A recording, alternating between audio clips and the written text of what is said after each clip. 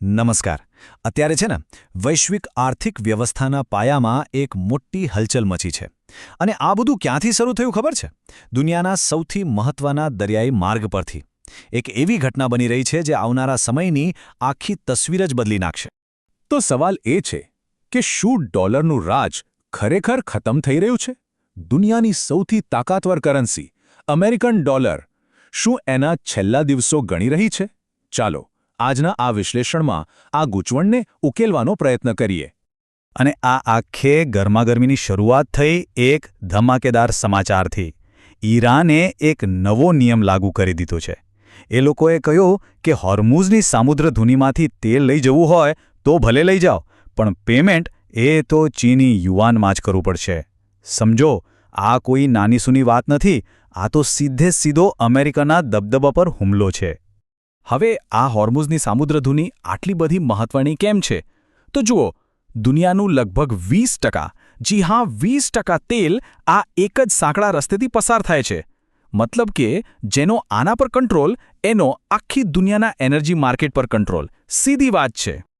તો ઈરાને જે આ ચાલ ચાલી છે, એનું સાચું મહત્વ સમજવા માટે આપણે થોડું પાછળ જવું પડશે. આપણે પહેલાં એ સિસ્ટમને સમજવી પડશે જેના પર ઈરાને નિશાન તાક્યું છે. અને એ સિસ્ટમ છે પેટ્રોડોલર. આ આખી સિસ્ટમનો પાયો નંખાયો હતો છેક 1970ના દાયકામાં. થયું એવું કે 1971માં પ્રેસિડેન્ટ નિક્સને ડોલરને સોનાથી અલગ કરી દીધો. મતલબ કે હવે ડોલરની કિંમત પાછળ સોનું નહોતું, ખાલી વિશ્વાસ હતો. અને આ વિશ્વાસને કાયમ રાખવા માટે 1974માં અમેરિકાએ સાઉદી અરેબિયા સાથે એક એવી ડીલ કરી જેણે આખી દુનિયાની તવારીખ જ બદલી નાખી. તો સવાલ એ છે કે આ પેટ્રોડોલર સિસ્ટમ છે શું? એકદમ સાદી ભાષામાં કહીએ તો આ એક ડીલ હતી, એક સોદો. સાઉદી અરેબિયા અને બીજા જે તેલ વેચતા દેશો હતા, એ લોકો ફક્ત ને ફક્ત ડોલરમાં જ તેલ વેચવા માટે રાજી થયા. અને એના બદલામાં અમેરિકાએ એમને લશ્કરી સુરક્ષા આપવાની ગેરંટી આપી. સિમ્પલ, તેલના બદલામાં સિક્યોરિટી. અને આ ડીલથી એક એવું મસ્ત ચક્કર ગોઠવાયું કે ડોલરની ડિમાન્ડ ક્યારેય ઓછી જ ન થાય. આખું ચક્કર સમજો. દુનિયામાં કોઈને પણ તેલ જોઈતું હોય તો પહેલાં ડોલર ખરીદવા પડે. પછી તેલ વેચનારા દેશો પાસે જે અબજો ડોલર ભેગા થાય, જેને આપણે પેટ્રોડોલર્સ કહીએ છીએ, એ પાછા અમેરિકાની સરકારના બોન્ડ્સમાં જ રોકાઈ જાય. આનાથી શું થાય? અમેરિકાને પોતાનું દેવું ચૂકવવા માટે આસાનીથી પૈસા મળતા રહે. કેવો જબરદસ્ત પ્લાન! સારું, તો હવે વાત કરીએ એ બે ખેલાડીઓની જે આ આખી સિસ્ટમને તોડવા નીકળ્યા છે, ઈરાન અને ચીન. એમનો પ્લાન શું છે? ઈરાન માટે આ કોઈ સીધી લડાઈ નથી. એમને ખબર છે કે લશ્કરી રીતે અમેરિકા સામે ટકી શકાય એમ નથી. એટલે એ લોકોએ અમેરિકાની સૌથી નબળી નસ દબાવી છે, અને એ છે ડોલર. આ ચાલથી એમને 3 ફાયદા છે.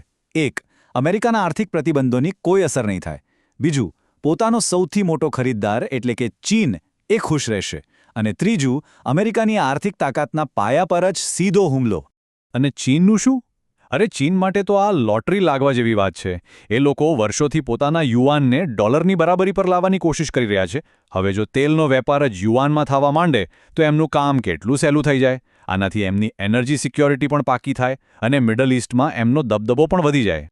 ઓકે, ઈરાન અને ચીનનો ફાયદો તો સમજાઈ ગયો, પણ હવે સિક્કાની બીજી બાજુ જોઈએ. આનાથી અમેરિકા માટે કેવો ખતરો ઊભો થયો છે?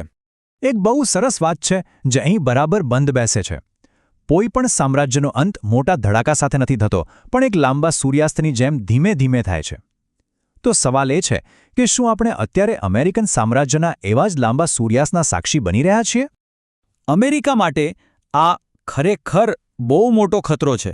વિચાર કરો, જો દુનિયાના દેશો ડોલર વગર જ વેપાર કરવા લાગે તો અમેરિકાના પ્રતિબંધોનું શું? એ તો નકામા થઈ જશે. બીજું, અમેરિકાને જે આસાનીથી પોતાનું જંગી દેવું ચૂકવવા માટે પૈસા મળી જાય છે, એ બંધ થઈ જશે. અને એ એક ભયંકર આર્થિક સંકટ લાવી શકે છે. અને હા, મિડલ ઇસ્ટમાં એનો જે પ્રભાવ છે એ તો ઘટશે જ. અને આ ખતરો કેટલો મોટો છે એ આ આંકડા પરથી સમજાશે. ખાલી ખાડીના દેશોના જ લગભગ $2 ટ્રિલિયન, જી હા $2 ટ્રિલિયન અમેરિકાની ઇકોનોમીમાં રોકાયેલા છે. હવે જરા વિચારો, જો આ દેશોને એવું લાગે કે અમેરિકા હવે એમની સુરક્ષા નથી કરી શકતું અને લોકો આ પૈસા પાછા ખેંચી લે તો આખી દુનિયાના માર્કેટમાં ભૂકંપ આવી જાય. હવે એક વાત સ્પષ્ટ કરી દઉં, ઈરાને જે કર્યું એ કોઈ અલગ ઘટના નથી. આ તો એક મોટા ગ્લોબલ ટ્રેન્ડનો ભાગ છે. અને આ ટ્રેન્ડનું નામ છે ડી-ડોલરાઇઝેશન. એટલે કે દુનિયાના દેશોની ડોલર પરની નિર્ભરતા ઓછી કરવાની કોશિશ. તો હવે મેદાનમાં બે સિસ્ટમ સામસામે છે. એક બાજુ છે અમેરિકાની પેટ્રોડોલર સિસ્ટમ, જે ડોલર પર ચાલે છે, અને બીજી બાજુ છે ચીનની પેટ્રો-યુઆન સિસ્ટમ, જે યુઆન પર ચાલે છે. અને ભવિષ્યમાં આ બંનેમાંથી કોણ જીતશે એના પર જ આખી દુનિયાનું ભવિષ્ય ટકેલું છે.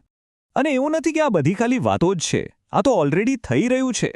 રશિયા ક્યારનું જ ચીનને યુઆનમાં તેલ વેચી રહ્યું છે. આપણું ભારત પણ રશિયા પાસેથી બીજું ચલણ વાપરીને તેલ ખરીદી રહ્યું છે. બ્રિક્સ દેશો તો ખુલ્લેઆમ ડોલર વગર વેપાર કરવાની સિસ્ટમ બનાવી રહ્યા છે. ટૂંકમાં પરિવર્તન માટે જમીન તો તૈયાર જ હતી. ઈરાનના આ પગલાંએ તો બસ એ આગમાં ઘી હોમવાનું કામ કર્યું છે. તો શું આ બધું એક નવી જ આર્થિક દુનિયાની શરૂઆત છે? શું આપણે એક નવા યુગના દરવાજે ઊભા છીએ? ચાલો, ભવિષ્યમાં શું થઈ શકે છે એના પર એક નજર નાખીએ. જુઓ, એવું બિલકુલ નથી કે પેટ્રોડોલર સિસ્ટમ કાલે સવારે જ પડી ભાંગશે. એવું નથી. પણ ઈરાનનું આ પગલું એક ટર્નિંગ પોઈન્ટ જરૂર છે. એ એક નાનકડી ચિનગારી જેવું છે જે ધીમે ધીમે સળગી રહેલી આગને એકદમ ભડકાવી શકે છે. તો અંતમાં એક સવાલ જે વિચારવા જેવો છે. શું ઈરાનની આ ચાલ માત્ર એક જીઓપોલિટિકલ શતરંજનો દાવ છે, કે પછી આ 50 વર્ષથી ચાલી રહેલા ડોલરના સામ્રાજ્યના અંતની શરૂઆતનો ઘંટ છે? આનો જવાબ એ તો આવનારો સમય જ આપશે.